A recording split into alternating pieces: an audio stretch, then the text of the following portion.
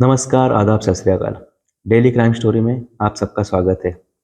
दोस्ती एक ऐसा रिश्ता जिसे हम लोग खुद चुनते हैं।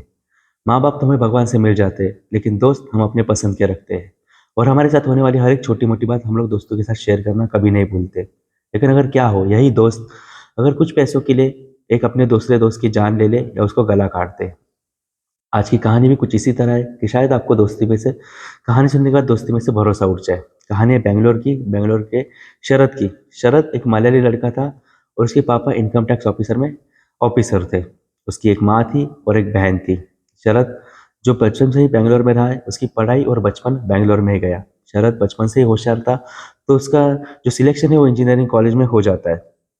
जैसे ही 18 साल कंप्लीट हो जाते हैं, शरद को बाइक चलाने का बहुत शौक था, इसलिए उसके पिता उसको एक रॉयल एनफील्ड की बुलेट गिफ्ट कर देते। शरद अपनी बाइक अपने दोस्तों में दिखाया करता था, बाहर जाया करता था। लेकिन एक दिन 12 सितंबर 2017 को अपने माँ से कह के गया कि माँ, ये बुलेट दिखाने में अपने दोस्तों के साथ बाहर जा रहा हूँ, और वो 6 बजे घर से निकल गया। कुछ 7:30 होने तक के शरद का कोई रिप्लाई नहीं आया, या शरद घर पे वापस नहीं आने की वजह से माँ ने उसको फ़ोन करना चालू कर दिया। शरद फ़ोन नहीं उठा रहा था। माँ बार-बार कॉल कर रही थी। शरद फिर भी फ़ोन नहीं उठा रहा था। माँ को लगा शायद शरद बाइक चलाता रहेगा या दोस्तों के साथ बिज़ी रहेगा। लेकिन ऐसा आज तक कभी नहीं हुआ। जब भी ऐसा होता है, शरद रिटर्न कॉल करके बात बता देता था। लेकिन इस बार शरद ने कोई बात नहीं की थी। माँ परेशान हो जाती है और फिर से कॉल करना चालू कर देती है। तभी माँ के मोबाइल पे एक मैसेज आ जाता है, जिसमें लिखा रहता है कि परेशान ना हो, मैं 10:30 तक वापस आ जाऊँगा। लेकिन मैसेज देखने के बाद तो माँ और भी परेशान हो जाती है, और वो फिर से उसको कॉल करना चालू कर देती है और मैसेज के ऊपर रिप्लाई देती है कि तुम मुझे अभी के अभी कॉल करो या मुझे मैं फ़ोन करो। लेकिन शरद फ़ोन नहीं करता, क्योंकि शरद जब भी मैसेज करता था, तब पहले मैसेज की शुरुआत अम्मी से करता था कि अम्मी परेशान ना हो, मैं 10:30 तक वापस आ जाऊँगा। लेकिन इस बार उसने डायरेक्ट मैसेज किया था। जब मैसेज वो फ़ो मैं माँ कॉल किए जा रही थी, तभी उसके मोबाइल पे एक वीडियो आ जाता है, जो कि शरद का था। माँ जैसे ही वीडियो देखती है, वहाँ पे शरद वो बंधा हुआ था और वो कह रहा था कि मुझे किडनैप किया गया है, इन लोग को 50 लाख रुपए दे दो। अगर इन लोग को आप 50 लाख रुपए नहीं देंगे, तो ये लोग मुझे मार देंगे, और ये लोग मेरे बहन के बारे में भी जानते हैं, वो लोग उसे भी फ़ॉलो कर रहे हैं। अगर आपने इनकी बात नहीं मानी, तो वो लोग उसे भी मार देंगे। ये वीडियो देखने के बाद माँ परेशान हो जाती है और वो तुरंत ये बात शरद के पिता को बता देती है।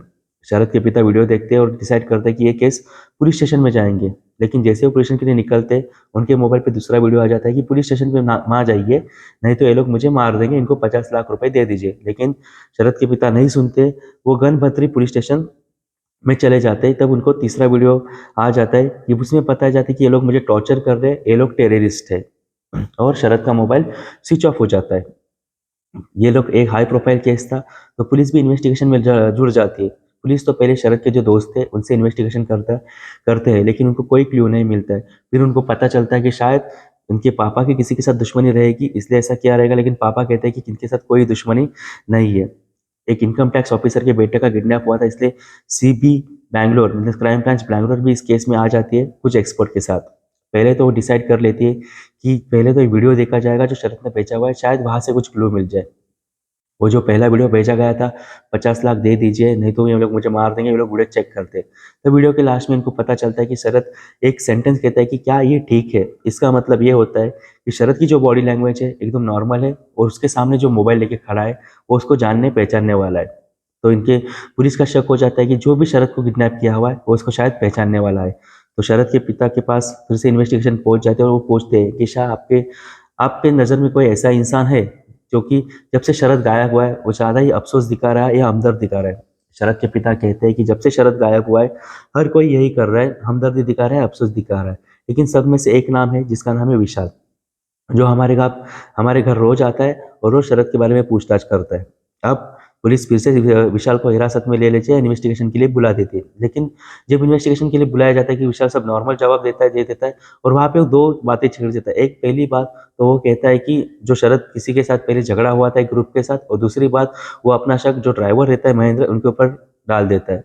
लेकिन पुलिस जब दोनों ग्रुप का या महेंद्र का और जो ग्रुप का चेकिंग कर रहा है, इन्वेस्टिगेशन कर रहा है, तो उनको ऐसा कोई क्लू नहीं मिलता है। इसके वजह से जो पूरा शक है वो विशाल के ऊपर आ जाता है, और फिर से पुलिस विशाल की इन्वेस्टिगेशन चालू कर देती है। जब विशाल की इन्वेस्टिगेशन की जाती है और उसका लोकेशन जो मोबाइल लोकेशन निकाला जाता है, तब उनको ये चीज़ पता चलती है कि जिस दिन शरद गायब हुआ, वहाँ का लोकेशन और जहाँ से शरद का लास्ट वीडियो आया था, वहाँ का लोकेशन एक ही है। मीन्स विशाल और शरद दोनों साथ में थे। और जब से शरद गायब हुआ है तब से विशाल सिर्फ अपने व्हाट्सएप पे ही कॉलिंग करता है। उसने रेगुलर कॉल किसी से नहीं किया। पुलिस विशाल को सख्ती से पूछना चालू कर देते, हिरासत में ले लेते। तब उनको पता चलता है कि जो शरद है, सॉरी, जो विशाल है और वो शरद दोनों एक दूसरे से बचपन से जानते थे, बहुत अच्छे दोस्त थे। शरद की बहन विशाल के साथ एक ही स्कूल में पढ़ती थी और दोनों में प्यार भी है। लेकिन विशाल को पैसे की बहुत कमी है और उसका जॉब भी कुछ ठीक नहीं है, इसलिए वो हमेशा शरद के ऊपर जलस खाता था, क्योंकि उसके पिता, विशाल के जो पिता है, वो एक नॉर्मल काम करते थे और शरद के पिता एक इनकम टैक्स ऑफिसर थे। इसलिए इनके पास पैसे की कोई कमी थी। इसके अलावा जो विशाल के जीजा जी थे, उन्होंने बैंकों से 4 लाख रुपए कर्जा लिया था और एक ड्राइवर थे, और वो बैंक वाले भी उसके पीछे पड़े हुए कि कर्जा लौटाने के लिए। यहाँ पे विशाल के दिमाग में प्लान आ जाता है, क्यों ना शरद को किडनैप किया जाए।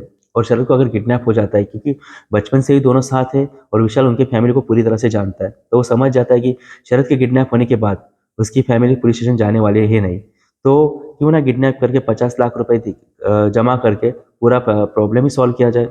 इसलिए वो अपने कुछ दोस्त करण पाई, विनोद कुमार और विनय प्रसाद को भरोसे में ले लेता है, और उसके साथ जो उनके जीजा रहता है उनको भी शामिल किया जाता है। अब टाइम था शरद को किडनैप करना था। 12 सितंबर 2017 को शरद को कॉल किया जाता है और उसको विशाल कहता है कि शरद, मेरे एक दोस्त ने इंपॉर्टेंट बाइक खरीदी हुई है, क्या तुम उसे चलाना चाहोगे? हम लोग बाहर जा सकते हैं।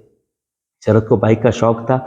इंपॉर्टेंट बाइक का नाम सुनते ही शरद हाँ बोल देता है। विशाल उसको ये भी कहता है कि तुम ये बात घर में ना बताओ, अगर तुम ये बात घर पे बताओगे तो शायद तुम्हारी मम्मी आने ना दे या आने से रोक दे।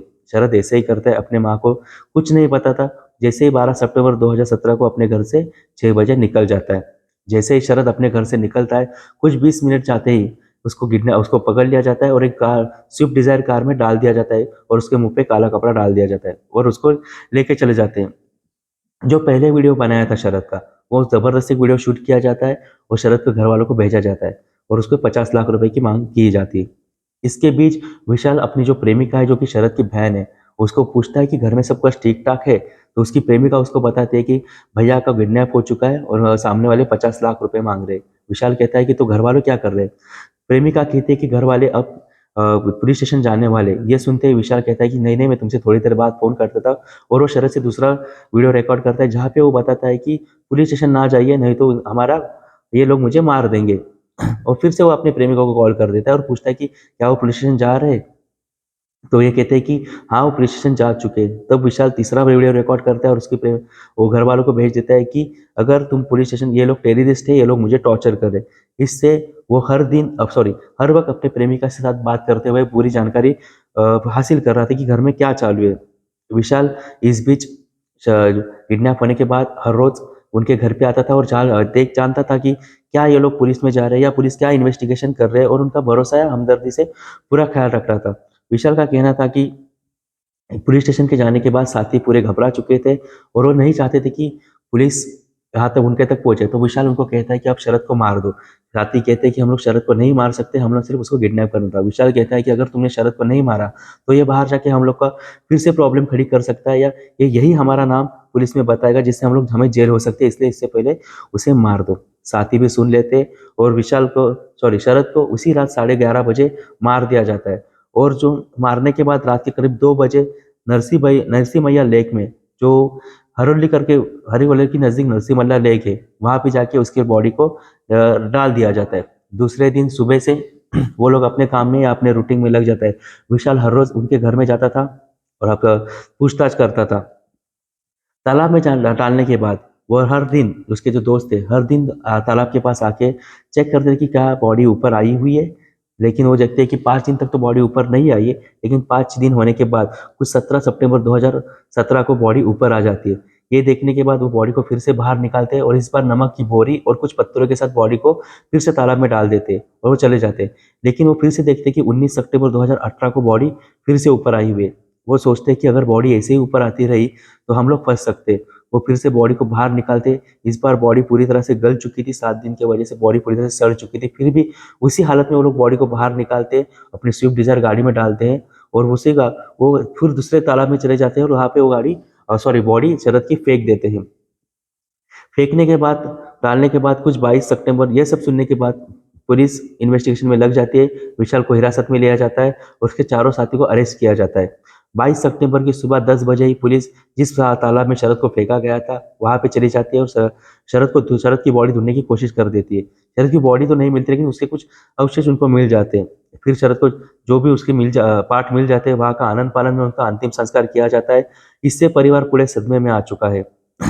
शांता कुमार को जो जिसका जीजा था जिसके ऊपर 4 लाख रुपए कर्जा था उसको नहीं पकड़ा गया है। वो पुलिस की हिरासत पे अब भी बाहर है।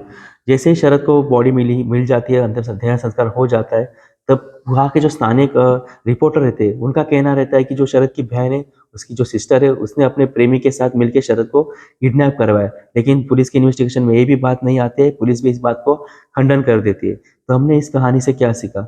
किसी के ऊपर भी बंद करके भरोसा करना अच्छी बात नहीं है। हम लोग जिसके ऊपर भरोसा कर रहे हैं, हमें उसके बारे में सब कुछ पता होना चाहिए और हमें जहाँ जिसके साथ भी जाए हमें चौकन्ना रहना चाहिए। तो आज की कहानी में सिर्फ यही। आपको ये कहानी कैसे लगी प्लीज मुझे कमेंट बॉक्स में बता दीजिए। तब तक के लिए धन्यवाद।